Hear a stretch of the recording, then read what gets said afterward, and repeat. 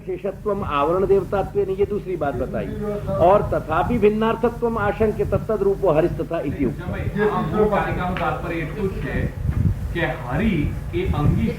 तात्पर्यનો સવાલ નથી, એ પંક્ત્યાલાપ થવું જોઈએ.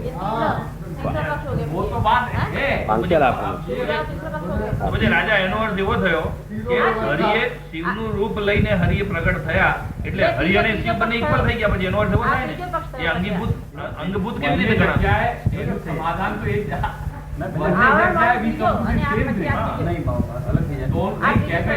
ये पोते जन्म लेके तो नाम के आप एक ही जगह आ रहे हो. कहने का मतलब इतना ही है कि हरि और बाकी जो देवता हैं उनमें कोई भेद नहीं है. अब जो भगवान के जो श्री महाप्रभु उसको समाप्त कर रहे हैं कि तथापि भिन्नार्थत्वम आशंक्य तत्तद रूपो हरिस तथा इति उक्तम साधन रूप फल रूपस्य स्वयमेव इति एक वाक्य था. वहां उनकी देवताओं की साधन रूपता और फल रूपता में डिफरेंस आ रहा है, और यहाँ दोनों में वस्तुओं में भगवान है. इसलिए अंगी होने के कारण जो है भगवान हरि वो मुख्य हैं, और बाकी जितने भी जो देवता हैं जो श्रुति में बताए गए हैं और जो स्मृति में बताए गए हैं वो उनके अंग.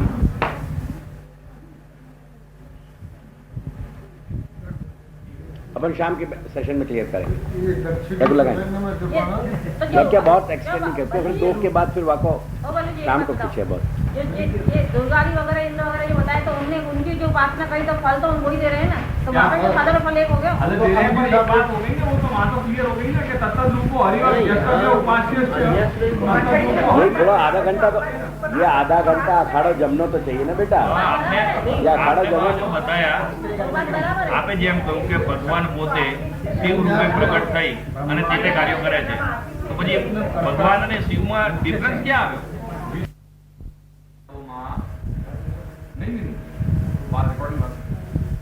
કોઈ વેદ અને પુરાણોમાં જે મૂળ અર્થ છે તે મૂળ અર્થને છોડીને કોઈ ઠેકાણે જે અન્ય અર્થનું પ્રતિપાદન થઈ રહ્યું છે એ અન્ય અર્થમાં અંગપણું શ્રી મહાપ્રભુ કહી રહ્યા છે કે એ જે અન્ય અર્થ જે થઈ રહ્યું છે તેથી એ અન્ય અર્થ અંગપણાને દ્યોતન કરી રહ્યો છે.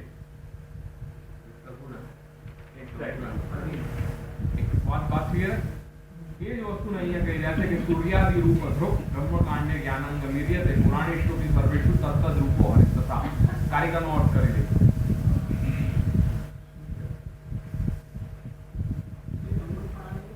સૂર્ય આદિ રૂપમાં તે સૂર્ય વગેરેનું રૂપ ધારણ કરાયેલા ભગવાન હરિનું જ નિરૂપણ છે.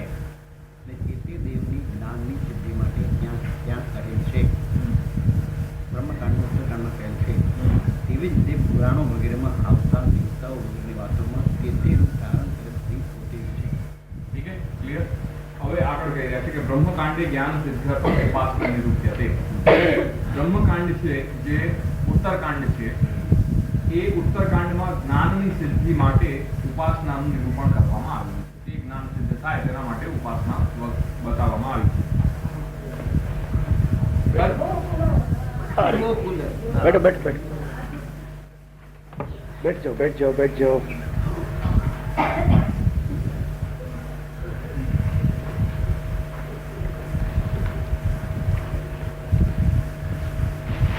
यज्ञ में तमाम अन्य देवताओं को ही निरूपण है. चलिए ऐसे बहुत सारे स्थल आ रहे हैं कि जहाँ अन्य देवन को निरूपण है. पुराणन में ऐसे बहुत सारे स्थल है कि जहाँ अन्य देवन को निरूपण है. बात में क्या है?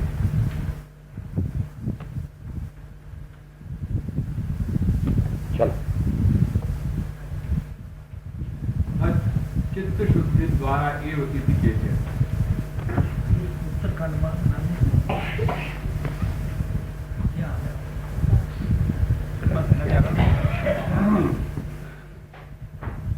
चित्त शुद्धि द्वारा के लिए क्या कही? ચિત્ત સુધી વચ્ચેનું જે છે પ્રમાણ છે વચ્ચેનું સ્ટેજ છે એ આપણને મહાપ્રભુજીનું બરાબર સીધું જ જ્ઞાન સુધી. બરાબર. એટલે દેવતાઓની ઉપાસનાથી ઉપાસનાથી ચિત્ત શુદ્ધિ અને ચિત્ત શુદ્ધિથી જ્ઞાન એની જગ્યાએ ઉપાસનાઓથી જ્ઞાન. ફલદાન દ્વારા મહાત્મ્ય અગેન ઉપાસનાઓથી જ્ઞાન. સ્ટેટનું મિનિંગ એ દેવ ઉપાસના ત્યાં વચ્ચે છે. ફલદાન દ્વારા મહાત્મ્ય પ્રતિપાદન द्वारा इति सिद्धांत। માયાવાદમાં કારણ શું છે કે એ દેવતાઓ પણ છે ને વાસ્તવ દેવતાઓ નથી, એ સિમ્બોલિક દેવતાઓ છે ખાલી. વેરેઝ બ્રહ્મવાદ એમને સિમ્બોલિક દેવતાઓ નથી માનતો, વાસ્તવિક દેવતાઓ. એટલે વસ્તુ સ્થિતિ એ દેવતાઓની છે.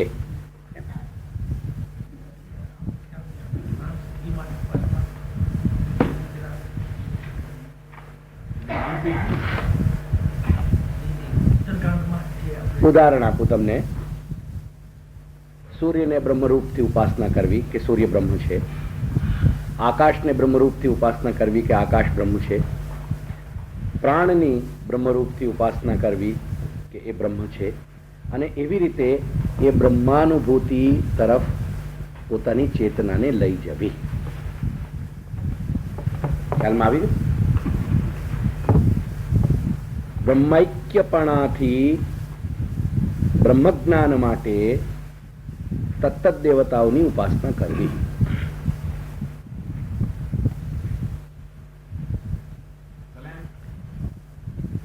પૂર્વકાંડમાં ઉપાસનાઓનું બૃહદ વિવેચન થયેલું છે.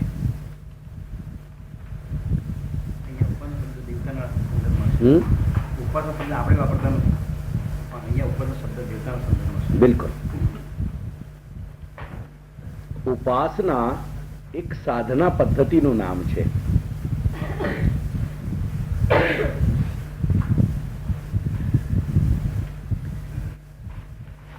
એમાં જે ઉપાસનાનું માધ્યમ છે, મીડિયમ, સૂર્ય, અગ્નિ, આકાશ, એના પાસે રહેવું છે ઉપાસન. એ દેવતાની સાથે રહીને સાધના કરવી એનું નામ ઉપાસના.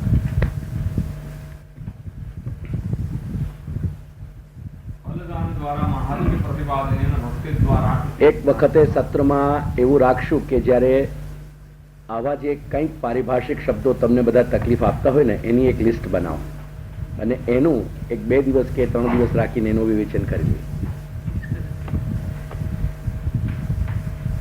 એક્ટિવ પાર્ટિસિપેન્ટ તમારું થાય ને એ મહત્વની વાત છે. આજે સવારે એક અડધો કલાક જે વાત જે રીતે થઈ ને એ મને ગમી. આખા સેશનના 7 દિવસમાં 6 દિવસમાં એકે બાઉટ ના થાય તો એ સેશન કેવો? એટલે આપણે 2 કે 3 જણ 4 જણ પાર્ટિસિપેટ કરી રહ્યા છે. રમેશભાઈ બિહારીભાઈનું સ્વર આવે છે અથવા તમારું મુખ્યત્વે 2 જણનું આવે છે, બીજા કોઈનું નથી આવતું. That's all. ચલો બેટા.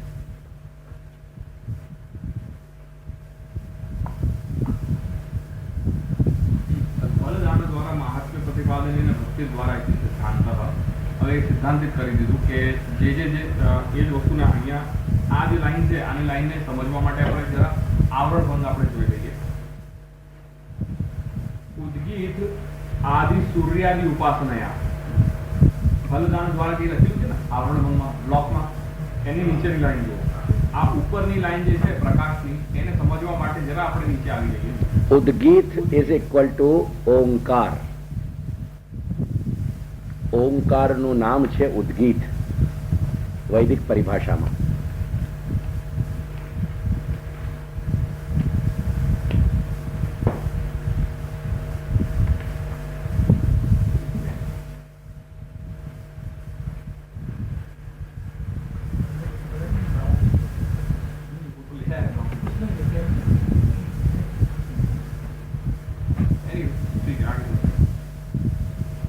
उद्गीत आदि सूर्यादि उपासनया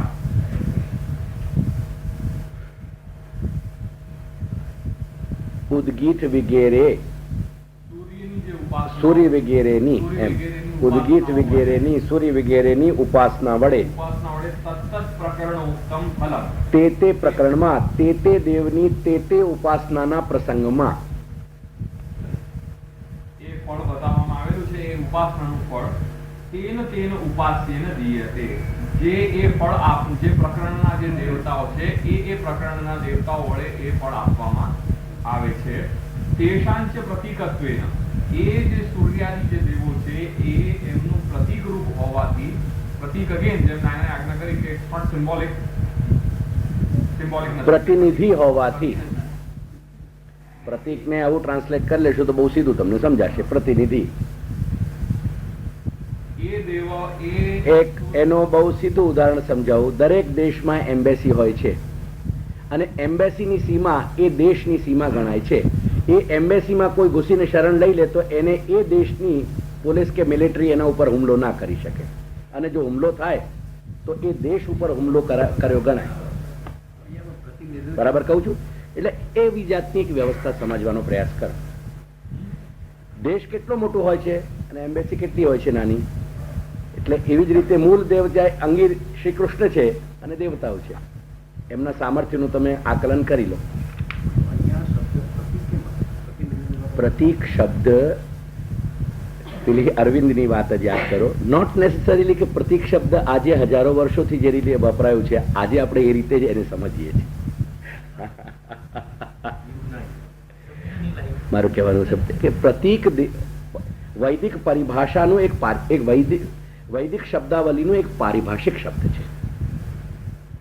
એનું આપણે મિનિંગ સિમ્બોલ લઈએ છીએ એ વૈદિકોનો દોષ નથી ને. મારું કહેવાનો મતલબ છે તેથી વૈદિકો જે અર્થમાં એને ઉપયોગ લાવે છે એ અર્થ આપણે સમજવું જોઈએ ને એ અર્થ છે પ્રતીક ઇઝ ઇક્વલ ટુ પ્રતિનિધિ.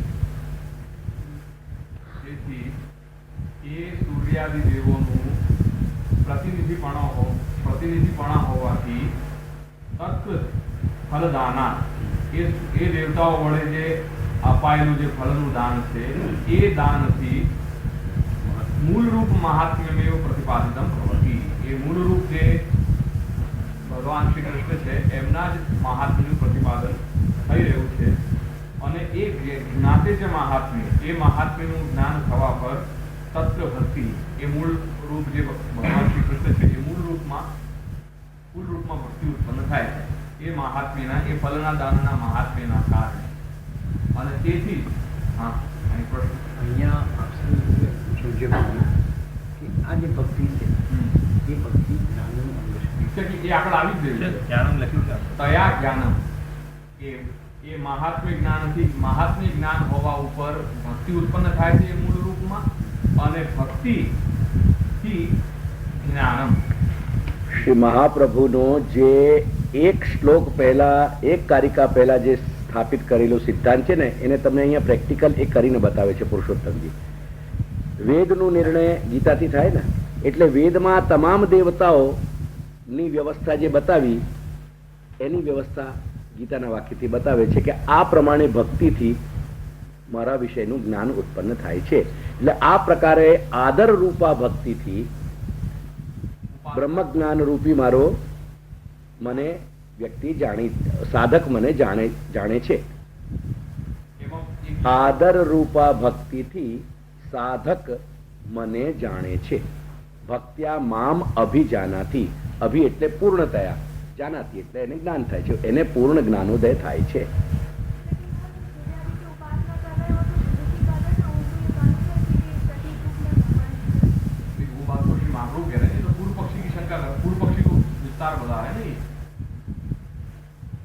અહીંયા ભક્તિનો ભજ તકલીફ નથી, સર્વથા નથી.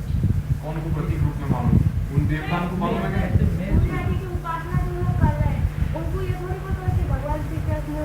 कि प्रतीक की मैं उपासना कर रहा हूँ. वो ये जब तो ये श्री महाप्रभु वही तो समझाना चाह रहे हैं कि वो प्रतीक रूप हैं. बराबर है क्योंकि ઉપાસના જે છે એ બ્રહ્મના રિલેશનમાં જ જશે. તેથી એ જાણે છે કે બ્રહ્મ તત્વ જે છે, બ્રહ્મ જે છે એ સર્વનું મૂળ છે, એ જાણે છે. બરાબર છે. પણ એ જે સૂર્ય વગેરેની જે ઉપાસના કરે છે એ તો સૂર્યને જ બ્રહ્મ માનીને કરે છે ને. બરાબર છે, પણ સૂર્યને બ્રહ્મપણાથી અભેદ બુદ્ધિથી એ ઉપાસના છે. એ બરોબર છે, પણ એટલે એ જે ઉપાસના કરી રહ્યો છે એ તો સૂર્યને બ્રહ્મ જ માનીને કરી રહ્યો છે. What's wrong about it? એમાં શું તકલીફ છે? हाँ ये बात અભેદ બુદ્ધિથી તકલીફ શું છે? તકલીફ કઈ નથી. બસ એટલે એને એ જ્ઞાન નથી કે કેમ જ્ઞાન નથી? અભેદ બુદ્ધિનું મતલબ જ જ્ઞાન છે.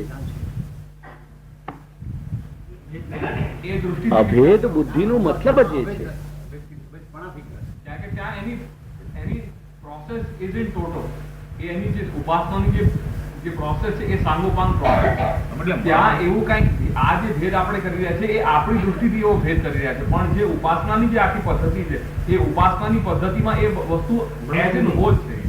ત્યાં એવું કાંઈક મીડિયમ નથી કે જે ડાયરેક્ટ જે ઉપાસના છે, દાખલા તરીકે ઓમકારની જે ઉપાસના કરે છે, આપણને જે આવીને તપાસ કરી રહ્યો છે, ડાયગ્નોસિસ જે કરી રહ્યો છે આપણા, એ મેડિકલ સાયન્સ ભણેલો છે, આપણને તપાસે છે. દેટ મીન્સ કે ખાલી તપાસવા એ ખાલી આપણું આમ નાડી પકડવા નથી આવ્યો, અથવા ખાલી સ્ટેથોસ્કોપ ને લઈને નથી આવ્યો એ, પણ એ એનો મેડિકલ સાયન્સનો એને ખ્યાલ છે. मेरे ख्याल से जगदीश भाई क्यों समझ रहे हैं कि ये जितने भी जो देवता हैं वो एक मीडियम हो रहे हैं वो ब्रह्म को करने के बेटा लिए। इनको तकलीफ ये हो रही है, इनको तकलीफ ये हो रही है अगेन, इनको नहीं बेटा, એવું નથી. आप मेरी बात सुनो एक सेकंड. इनको तकलीफ ये हो रही है बेटा कि ये वर्बल नॉलेज को चेतनात्मक ज्ञान समझ रहे हैं. ये सब दशरा मशरा यहाँ हो रहे हो, हाँ, हाँ। ये सब वर्बल नॉलेज को मिक्सअप कर रहे हैं. वो जो आदमी सूर्य की जो उपासना कर रहे हो, वो प्रतीकोपासना वेद को शाब्दिक बोध के द्वारा, वो शाब्दिक ज्ञान के द्वारा वो ज्ञान की मूल अवस्था पे पहुंचना चाह रहे हो. वो अपने आप को ये क्यों मिस्टेक कर रहे हो तुम? तुमको तकलीफ ये हो रही कि એને બ્રહ્મ જ્ઞાન નથી એટલે શું માને કે એ અજાણે બિલકુલ પ્રયોગ એમાં એ ઉપાસના કરવા લાગ્યો. વેદનો શબ્દનો જ્ઞાન એને પ્રાપ્ત કર્યો છે ભૈયા. હવે એ શબ્દના જ્ઞાનથી હું એક વસ્તુ તમને કહું કે તમે ભક્તિ જાણ્યો, ભક્તિનો અર્થ તમે જાણી લીધો કે ભજ ધાતુ સેવામાં છે અને તેને પ્રેમમાં, એટલે પ્રેમ સહિત પરિચર્યા કરવી એ ભક્તિ છે. એટલે તમને ફલાનુભૂતિ થઈ ગઈ? નથી થઈ ને? That's all. પછી કેમ તકલીફ થઈ ગઈ? તમે ભક્તિનો અર્થ જાણીને ભક્તિ કરી રહ્યા છો, એ ભક્તિથી તમારી ભક્તિ પ્રગટ થશે જ્યારે ફલાનુભૂતિમાં આવી જશો ત્યારે. ભક્તિનો સાચો અર્થ તો ત્યાં સિદ્ધ થશે ને ભૈયા. ભક્તિ જ્યાંથી શરૂ થઈ રહી છે ત્યાંથી એના ક્ષિતિજ બહુ લાંબા છે. એટલે જ્યાંથી શરૂઆત, જ્યાંથી પ્રવેશ કર્યો તે શરૂઆત છે, અને જ્યાં પહોંચવાનું છે તે એ લક્ષ્ય છે. હજી નહીં ક્લિયર થયું? હજી પ્રશ્ન કરો હોય તો. સૂર્યની ઉપાસના એ વ્યક્તિ સૂર્ય અને બ્રહ્મને, બ્રહ્મ તત્વને એક ગણીને એને શરૂઆત કરી, પણ સૂર્યની પ્રતીતિ હજી એને એક બ્રહ્મના રૂપમાં થઈ નથી. જે દિવસે એ પ્રતીતિ થઈ જશે એ દિવસે તો એને સૂર્ય અને અન્ય પદાર્થ માત્ર એને પોતાનામાં એ બ્રહ્માત્મક અનુભૂતિ થઈ જશે.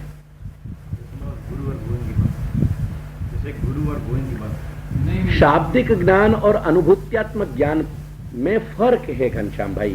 एक फिर मैं कहूं, आप गुड़ का विवरण कर दीजिए, गुड़ का की व्याख्या करिए, आप उस पे 10 पन्ने लिख दीजिए और वो मैंने पढ़ लिए.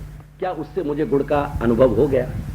तो ये सूर्योपासना है, वो गुड़ का केवल विवरण है, उसका डिस्क्रिप्शन है, और ब्रह्म ज्ञान हो जाना वो गुड़ की अनुभूति है.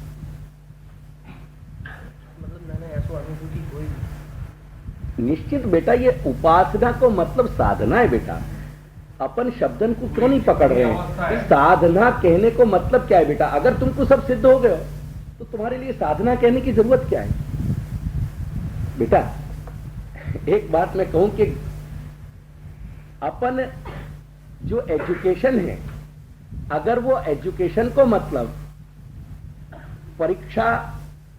परीक्षा को उत्तीर्ण हो जाना है तो फिर वह को मतलब पढ़ाई कैसे आवेगी?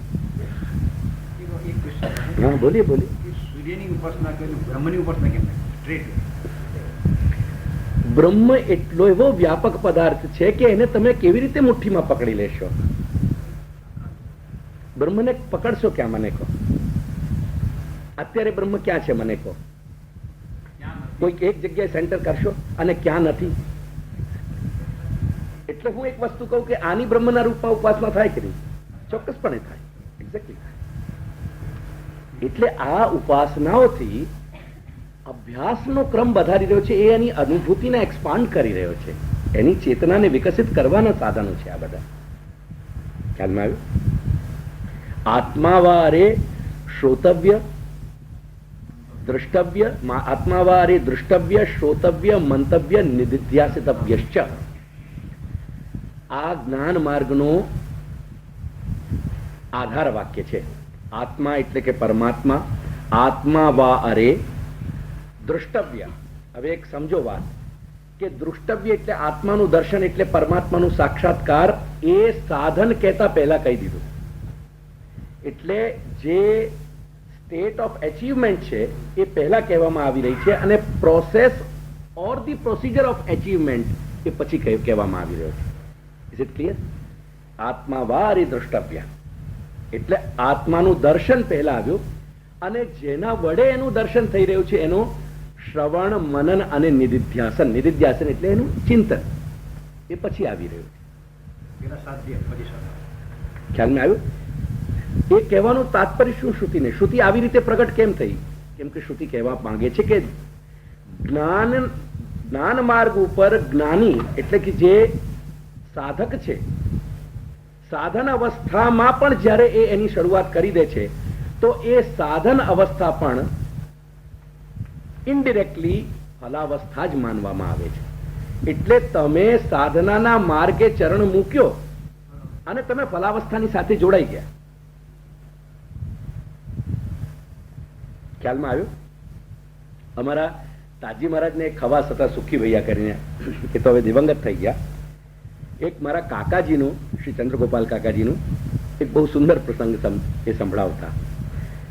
શ્રી કાકાજી જયારે અમારા અભ્યાસ માટે બિરાજતા કામનમાં, એટલે કોઈક વખતે પ્રસંગોપાત મોટા મહારાષ્ટ્રી એટલે મારા મોટા કાકા, એ જેને અમે બડે નાયના એટલે જેમ એ મને નાયના કહે છે એટલે બડે નાયના પધારે ત્યાં. હવે બડે નાયના પધારે ને તોય આચાર્ય ત્રણેય પીઠોના, એ વખતે એ કાર્યભાર સંપાદન હતું એમનું, તો કેમ કે અહીંનું પણ પ્રતિનિધિત્વ પોતે જ કરતા હતા. એટલે એટલા મોટા સ્થાનનું મહાપુરુષ આવે એટલે સહજ ત્યાં જે સંસ્કૃતના અધ્યાપક અને બધા હતા ઊભા થઈને એટલે એમનું અભિવાદન વગેરે કરે. એટલે તે વખતે પ્રસંગોપાત 5-10 મિનિટનું વિક્ષેપ આવે. એટલે વિક્ષેપ આવે ને એ કાકાજીને ગમે કે આ ડિસ્ટર્બન્સ આવ્યું, ઇન્ટરપ્શન આવી ગયું ને. એટલે એક વખતે એ ખવાસ કોઠરી એટલે જ્યાં ખવાસો અહીંયા જે એટેન્ડ કરનારા જ્યાં હોય ત્યાં જઈને બિરાજીને એક વાત કે એમને કે સુખી ભૈયા, હા હું જે રૂમમાં બેસીને અભ્યાસ કરું છું એ વખતે મહારાષ્ટ્રી મુંબઈ પધારેલા હતા શ્રી ગોવિંદલાલજી. એટલે કે સુખી ભૈયા, આ જે રૂમમાં હું અભ્યાસ કરું છું તે રૂમ અને મુંબઈમાં જ્યાં દાદાભાઈ બિરાજે છે એ એક થઈ જાય તો. એટલે સુખી ભૈયાને 2-5 મિનિટ ટ્યુબલાઇટ થઈ નહીં. પછી સુખી ભૈયાનું સમજમાં આવ્યું કે એમનો મતલબ એવો છે કે જો એક થઈ જાય તો એ જ રૂમમાં મોટા મહારાષ્ટ્રની ઉપસ્થિતિ આવી જાય અને ઉપસ્થિતિ આવી જાય તો એમને ભણવાનું બંધ થઈ જાય.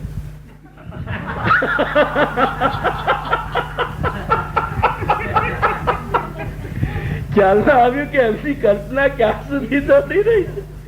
કે સુખી ભૈયા આવું હોય તો કેવું બને કે મહારાષ્ટ્રી દાદાભાઈ જ્યાં બિરાજે છે એ રૂમ અને આ રૂમ એક થઈ જાય તો શું થાય? એટલે પેલા માણસ તો સમજાવ્યું હતું કે એક થાય તો થાય શું? એક થઈ જાય મીન્સ એવું થયું કે હું અહીંયા બેસું છું મહારાષ્ટ્રી પેલા કોર્નરે છે, but he is in the same room. એટલે પેલા અધ્યાપકને ઉભો થવું જ પડે અભિવાદન માટે અને એ ઉભો થાય એટલે ઇન્ટરપ્શન આવે એમાં. બોલો, આપ કલ્પના કરી શકો છો તો ક્યાં કલ્પના હતી? ખ્યાલ આવ્યો છે ને? ખ્યાલમાં આવે ને? આ ઉપાસનાના પ્રસંગમાં કહી રહ્યો છું કે સાધન અવસ્થા પણ ફલાવસ્થામાં ગણી લેવામાં આવી. અર્થાત કે જે રૂમમાં કાકાજી બિરાજીને અભ્યાસ કરતા હતા એ રૂમ અને મુંબઈમાં દાદાભાઈ એમના જ્યાં બિરાજતા હતા એક રૂમ એક થઈ ગયો. હું આ ઉદાહરણથી એવો એક વાત સમજાવવા માંગુ છું કે એવી પરિકલ્પના કાકાજીએ કરી ને, એટલે એ પરિકલ્પનાનો પ્રસંગ મેં જયારે સાંભળ્યો ત્યારે આ મને શ્રુતિનો વિચાર આવ્યો. મેં કહ્યું જો શ્રુતિ આવું જ કંઈ કહી રહી છે આપણને કે દર્શન પહેલા છે અને સાધન પછી છે, એટલે સાધનને ફળમાં ઇન્ક્લુઝિવ કરી લેવામાં આવ્યું. એટલે એટલી પ્રબળ ભારતીય ચિંતનની પદ્ધતિ છે કે ધી મોમેન્ટ સાધક એની સાધનામાં પગ મૂકે, he is being lifted, he is being lifted up, ઉઠાવી લેવામાં આવે. એટલે આ જે છે ને એ માત્ર શાબ્દિક જ્ઞાનની વાત છે, એ અનુભૂતિની અવસ્થા નથી. એને મિક્સઅપ શા માટે કરી રહ્યા છે? એટલે સૂર્યની ઉપાસના એ બ્રહ્મના અજ્ઞાનથી નથી કરી રહ્યો, એ બ્રહ્મના જ્ઞાન કરી રહ્યો છે. ખ્યાલમાં આવ્યું? જ્યારે સ્ટુડન્ટ મેડિકલમાં એડમિશન લેવા ગયો ને ત્યારે એ મેડિકલ સાયન્સને નથી જાણતો, પણ શું એને મેડિકલ સાયન્સની બધી જ બાબતોની અનુભૂતિ થઈ ગઈ? એને અનુભવ થયો કરે? Easy experience? ચાલો.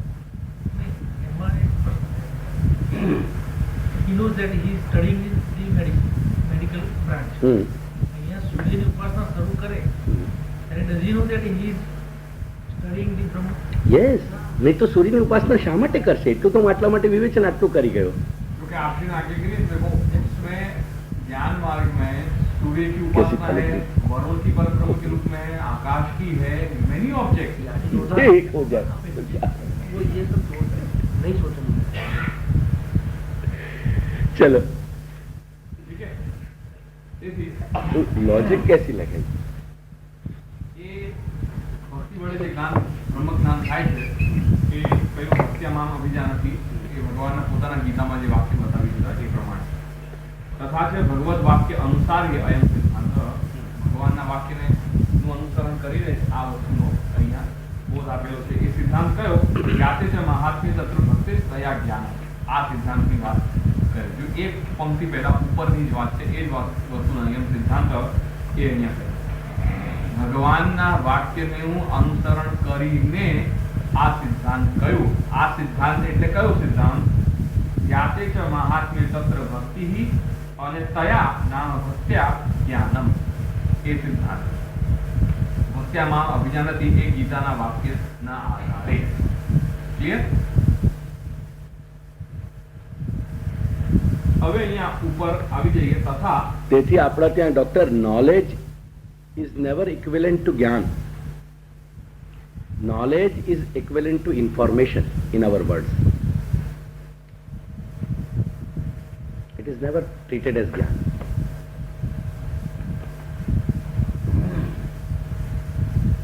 प्रसंगों को आप बता दें, हम लोग उपनिषद हम लेके बैठेंगे और जो कैटेगरिकली जो ऑर्डर है वो हम थोड़ा बांटेंगे. અને એના ઉપરથી એક સમજો કે જ્યારે જ્ઞાન માર્ગ જેવી પરિસ્થિતિમાં પણ સાધન અવસ્થાને ફલાવસ્થામાં સંકેડી લેવામાં આવ્યો છે, ત્યારે ભક્તિ માર્ગની જે તનુવિત્તજા જે સાધન અવસ્થા છે એ તો એકચ્યુઅલી ફલરૂપા છે જ. It is never to be treated as a different segment. જ્યારે જ્ઞાન માર્ગ પણ એટલો વેટેજ કેરી કરતું હોય કે જ્યાં એમાં સાધન અવસ્થાને ફલાવસ્થાના અંતર્નિહિત કરી લેવામાં આવ્યું છે ફલાવસ્થામાં, ત્યારે ભક્તિ માર્ગની સાધન અવસ્થા તો ફલ અવસ્થામાં અંતર્નિહિત છે જ.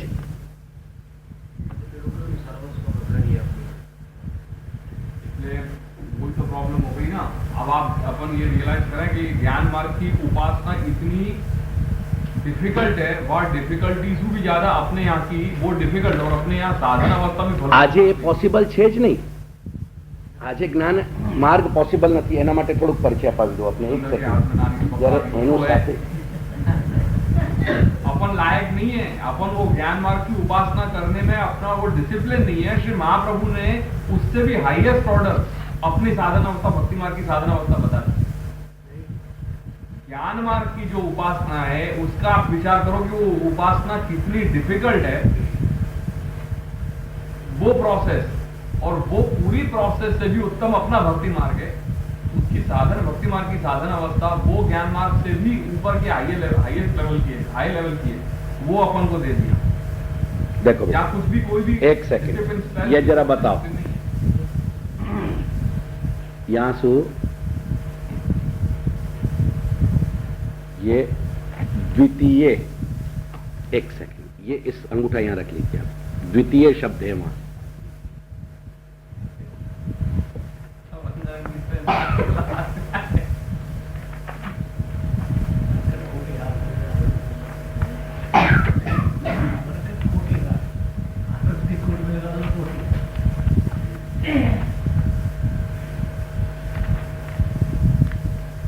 द्वितीय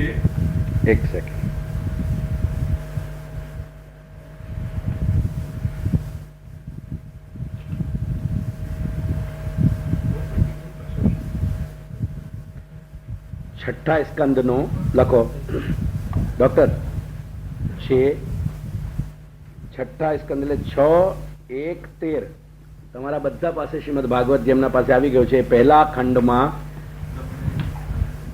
6:1:13 ખોલો.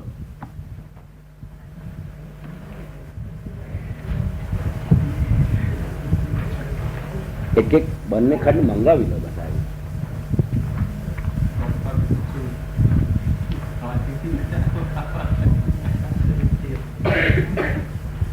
ये सन्यासी को रंग चढ़ा दिया यहाँ पे, लेकिन कितनी अट्रैक्टिव पुरानी कितनी अच्छी लगे. देखो ये मेरे को कलर, इनको जैकेट का कलर अच्छा नहीं लगे बेटा. क्या सन्यासी इनको कलर चढ़ा दिया. हमारा तो जैसे अपनी अपनी तो ऐसे ना कारी कामर अपनी ऐसी है कि जहाँ पे दूसरा रंग चढ़ा ही नहीं है. बस बस बस ठीक है उसको.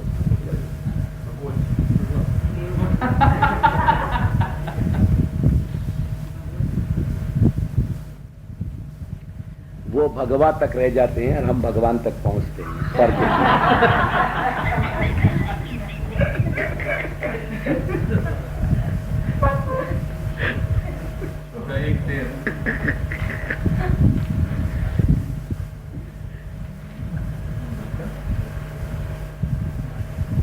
छह 1:13 पढ़ जाइए फटाफट आप.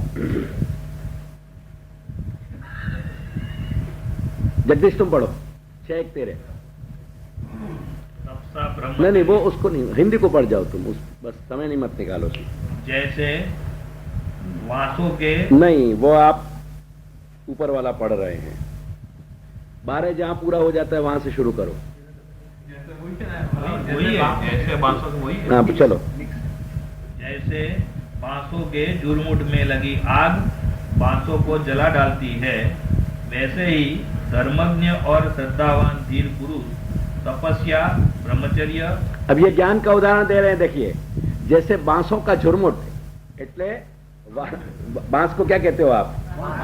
વાંસ જ કહો છો ને. વાંસનો જે સમૂહ હોય ને એ બળી જાય પણ એના ઠૂંઠ રહી જાય નીચેના, જે તમે કહેતા હો, અને એ ફરીથી એમાં પાણી લાગે ને એટલે ફરી ઉગવા લાગે. એટલે જ્ઞાન માર્ગ એને બાળી નાખે પણ એના ઠૂંઠને નષ્ટ ના કરે, એ ફરી ઉગે. એટલે સંસાર ફરી શરૂ થઈ જાય. માત્ર ભક્તિ જેવું છે કે જેને સાફ કરી નાખે બધું. આ 3 શ્લોક બહુ માઇલસ્ટોન અહીંયા એ છે. અહીં 3 વસ્તુ 3 શ્લોકો એક સાથે બતાવવામાં આવ્યા છે. કર્મણા કર્મ નિર્હારો ન યાત્યંતિક ઇષ્યતે અવિદ્વદ અધિકારિત્વાत् પ્રાયશ્ચિત્તમ વિમર્શનમ નાશ્નત પથ્યમેવાન્નમ વ્યાધયો વિભવંતિ એવં નિયમ કૃદ્રાજન શનૈ ક્ષેમાય કલ્પતે તપસા બ્રહ્મચર્યેન શમેન ચ દમેન ચ ત્યાગેન સત્ય શૌચાભ્યામ યમેન નિયમેન ચ. એ 9 સાધન જ્ઞાનના ગણાવે છે. બાકી વાત આપણે અત્યારે નહીં કરીએ પ્રસંગ. 9 સાધન ગિનાવો બેટા ખાલી.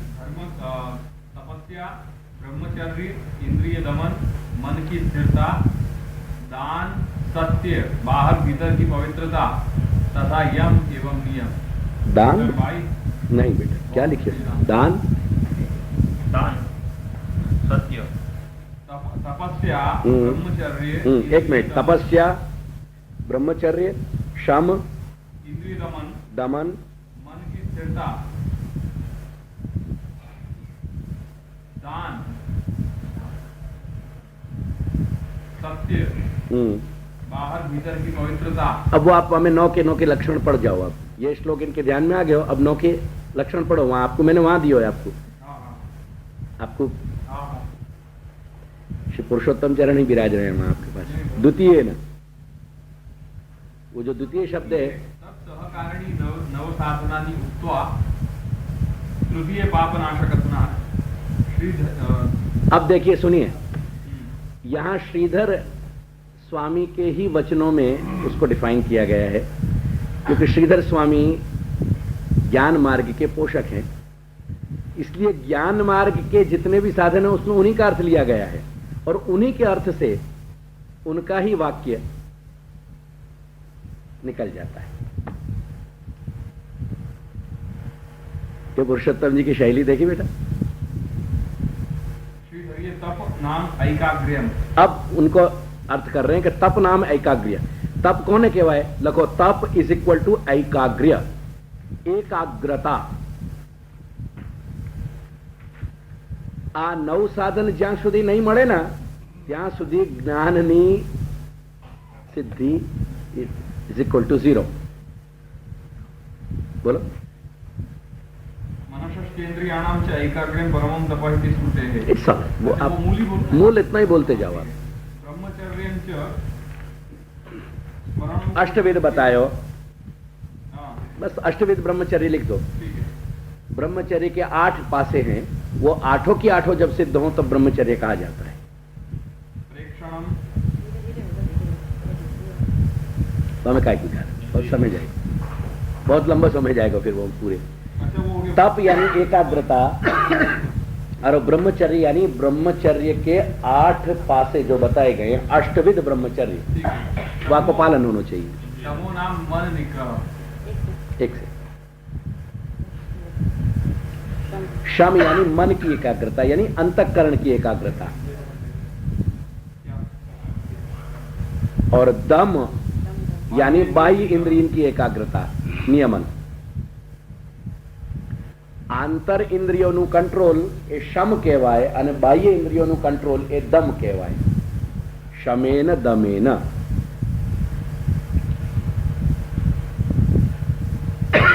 त्यागो दानम. ये या को अर्थ तुमने दान जान. त्याग मतलब दान. अपनी सत्ता में सु हटा के दूसरे की सत्ता में दे देना, वा को नाम दान. सत्यम सत्य भाषणम.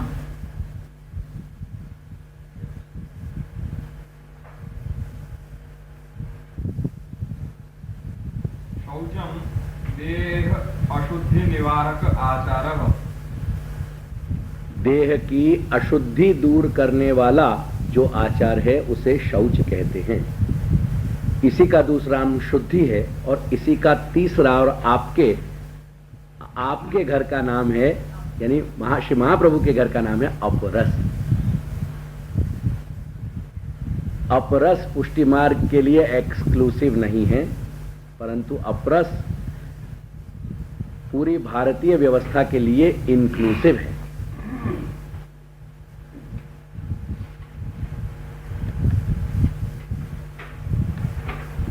इसलिए अपरस के विरुद्ध जो गाली देने वाले हैं उनके साथ भी मेरा एक जिहाद है. ये पूरा एक धर्म युद्ध है कि वो ऐसा नहीं कर सकते. यम अहिंसा ही. यम अहिंसा. और मूल श्लोक देखो.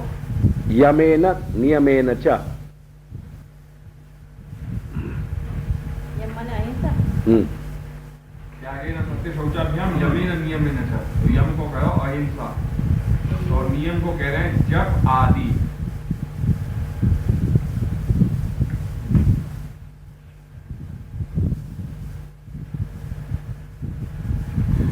जप એટલે माला इत्यादि का जो जप करते हैं ना, अपने जो इष्ट अपना मंत्र है, यानी जो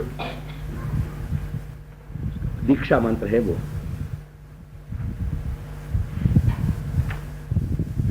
एक आपके यहां इस शब्द पे भी बहुत कंफ्यूजन है, इष्ट देव और कुलदेव. इष्ट देव उसे कहते हैं कि जिसकी आप रात दिन सेवा करें, और वो किसी भी पुष्टि मार्गी के लिए एक ही हो सकता है, परमात्मा श्री कृष्ण, श्री गोवर्धन धरम.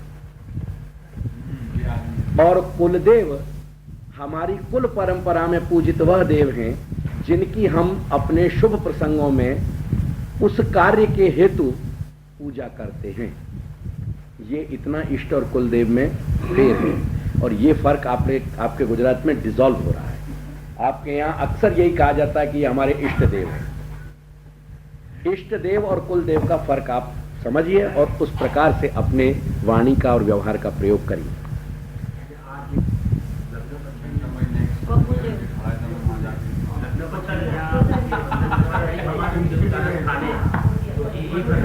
એમાં તકલીફ નથી, એમાં કોઈ તકલીફ નથી. કોઈ પણ મંગલ પ્રસંગે પોતાના કુલદેવને વંદન કરવું એ વૈદિક કર્મમાં ગણાયેલો છે.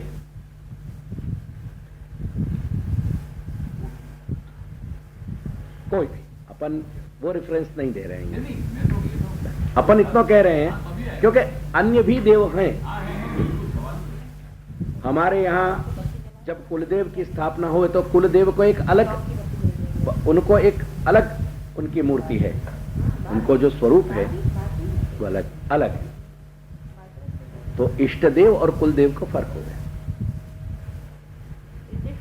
ઘરમાં આવતા કોઈ પણ મંગલ પ્રસંગના હેતુથી જે કર્મનો વિધાન કરવામાં આવ્યું છે તે કર્મના અનુસંગથી એ દેવનો પૂજન કરવું તે કુલદેવનું પૂજન છે.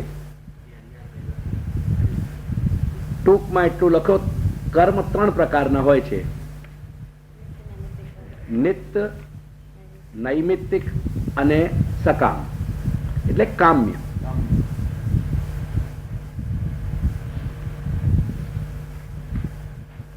એમાં નિત્ય અને નૈમિત્તિક કર્મમાં કર્માંગભૂત જે દેવતા છે એમની પૂજા વગેરેમાં અન્યાશ્રય આવતું નથી. સકામ કોઈ પણ કર્મ કરવા બેસજો એટલે अन्याश्रय केवल लगेगा ही नहीं, तुम्हारे कंधे पे चढ़ बैठेगा.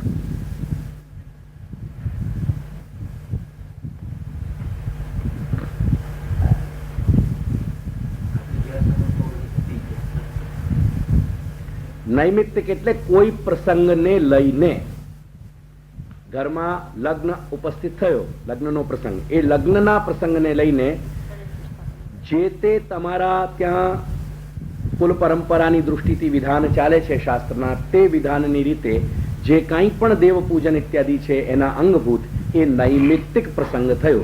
અને નૈમિત્તિક પ્રસંગના કારણે તે અંગભૂત દેવતાનો ભગવત પ્રીત્યર્થ સંકલ્પ કરીને અને પૂજન કરવામાં કોઈ પણ જાતનો વાંધો નથી. પરંતુ એનો શાસ્ત્ર સાથે વેરિફિકેશન થવું જોઈએ. તમારા ત્યાં કુલ પરંપરાથી પ્રાપ્ત જે નિષિદ્ધ પ્રકાર હોય તો એ પ્રશ્ન ચિહ્ન એમાં છે. એ તમારા ત્યાં ચાલે છે કરીને એ કંઈ પ્રમાણ નથી બનતું. શાસ્ત્ર એને કહે છે કે નહીં એ પ્રસંગ છે.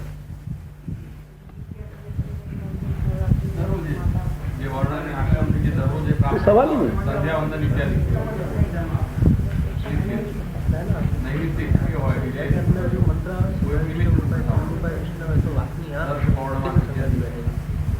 બરાબર ને? वही एक रूपता ईसु तो भाई तत्त रूपो हरिस, एक तत्त रूपो हरिस तो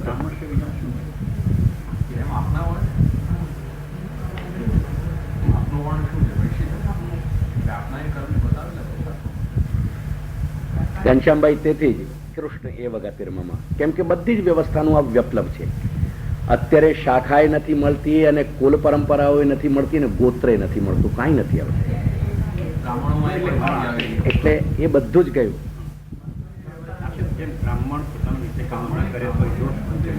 બ્રાહ્મણ વૈશ્ય અને ક્ષત્રિય એ ત્યારે જ બ્રાહ્મણ વૈશ્ય અને ક્ષત્રિય કહેવાશે કે જ્યારે એમાં દ્વિજપણું હશે તો. અને દ્વિજપણું છે, દ્વિજપણાનું મતલબ છે કે 2 વાર જન્મવું. એક વાર આપણે માતાના ગર્ભથી જન્મ્યા અને બીજી વાર આપણો જ્યારે ઉપનયન સંસ્કાર થયો ત્યારે જન્મ્યા. એ 2 વારનો જન્મ છે.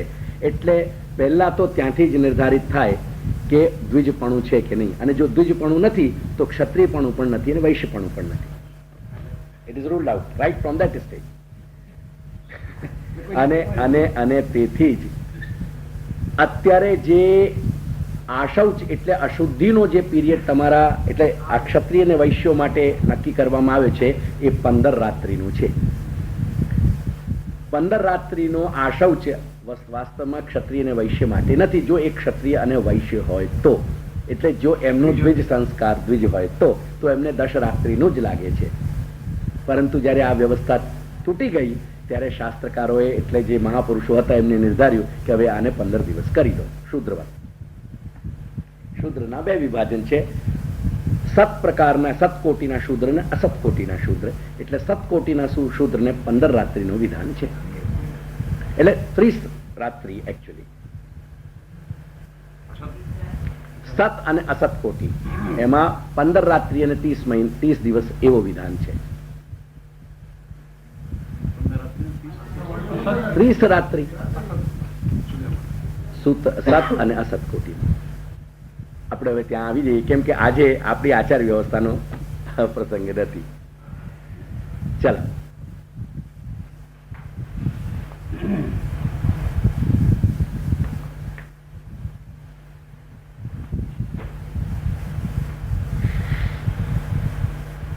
હવે અહીંયા કહી રહ્યા છે કે તથા પુરાણોક્તા નામ દુર્ગા ગણપતિ પ્રકૃતિ નામ, અને આગળ પાછળ કહી લો આવરણ દેવતાત્વેન વિશિષ્ટ શેષત્વમ. એટલે જ્ઞાનનો તમને અર્થ કયો ને, સમજમાં આવે ને હવે, કે આ 9 અંગ જ્યાં સુધી सिद्ध ना થાય. वो अंतिम पंक्ति आपने सुना थी नहीं उनकी, कि वो 9 अंगन की अब शक्यता नहीं है. पुरुषोत्तम जी आज्ञा कर रहे हैं.